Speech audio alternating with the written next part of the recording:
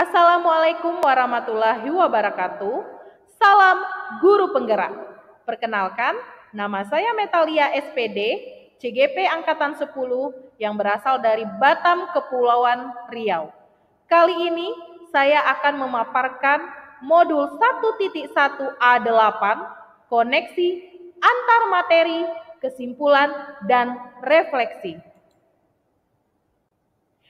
Di modul kali ini, saya akan memaparkan koneksi antar materi, kesimpulan, dan refleksi dari modul 1.1. Saya sangat berterima kasih kepada fasilitator saya, Bu Insiati, SPDI, dan pengajar praktek saya, Bu Mira Embundini, SPD. Pertanyaan pematik dalam membuat kesimpulan dan refleksi terhadap pemikiran Ki Hajar Dewantara. Yang pertama, apa yang Anda percaya tentang murid dan pembelajaran di kelas sebelum Anda mempelajari modul 1.1? Yang kedua, apa yang berubah dari pemikiran atau perilaku Anda setelah mempelajari modul ini? Lalu yang ketiga, apa yang dapat segera Anda terapkan lebih baik agar kelas Anda mencerminkan pemikiran Bapak Ki Hajar Dewantara. Untuk pertanyaan pemantik yang pertama, yang saya percaya tentang murid dan pembelajaran di kelas sebelum saya mempelajari modul 1.1. Yang pertama, guru hanya berperan aktif dan mempunyai kuasa penuh dalam pembelajaran, sehingga peserta didik saya hanya menerima ilmu saja. Yang kedua, target utama saya hanyalah menuntaskan materi yang telah ditetapkan oleh kurikulum.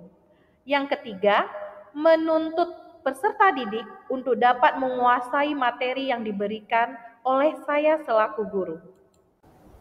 Yang keempat, pembelajaran di kelas harus tertib dan tenang.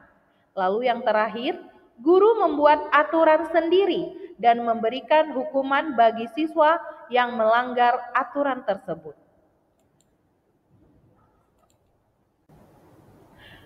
Apa yang berubah dari pemikiran atau perilaku saya setelah mempelajari modul ini?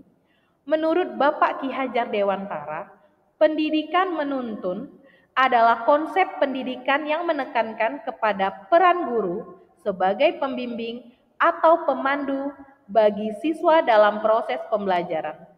Pendidikan tidak hanya sebatas penyampaian pengetahuan dari guru kepada siswa, tetapi juga melibatkan pembinaan karakter dan kemampuan siswa untuk mandiri dan berpikir kritis. Yang kedua, pendidikan memerdekakan. Konsep pendidikan ini menekankan pada pembebasan diri dari segala bentuk penindasan, ketidakadilan, dan keterbelakangan, serta pengembangan potensi individu secara menyeluruh. Yang ketiga, pendidikan anak sesuai dengan kodrat alam dan kodrat zaman. Pendidikan yang mengacu pada gagasan bahwa pendidikan harus sesuai dengan fitrah manusia dan tuntutan zaman. Pendidikan juga harus relevan dengan tuntutan zaman atau perkembangan zaman agar dapat mempersiapkan anak-anak kita untuk menghadapi tantangan masa depan. Apa yang dapat saya terapkan lebih baik lagi agar kelas saya dapat mencerminkan pemikiran Ki Hajar Dewantara?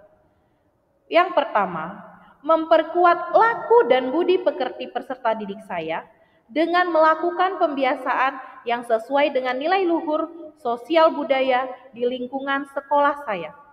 Yang kedua, saya akan membuat kesepakatan kelas yang dirumuskan dengan peserta didik dengan tujuan agar peserta didik saya tidak merasa terpaksa dan bertanggung jawab dalam melaksanakannya. Yang ketiga, saya akan menyajikan pembelajaran yang berpihak pada peserta didik, pembelajaran yang memerdekakan dan menyenangkan. Yang keempat, saya akan memberikan pembelajaran yang bervariatif dan dengan kodrat peserta didik agar tidak kehilangan arah. Yang terakhir, saya akan memberikan contoh tauladan yang baik dari sikap, ucapan, maupun perbuatan saya pribadi. Sebagai penutup, saya akan menyimpulkan dari modul 1.1 ini.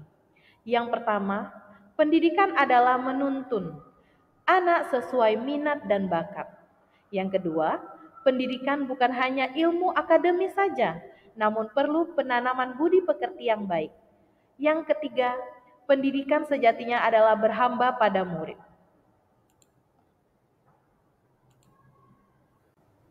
Terima kasih telah menonton video ini. Sampai bertemu kembali. Saya Metalia SPD, CGP Angkatan 10. Salam Guru Penggerak.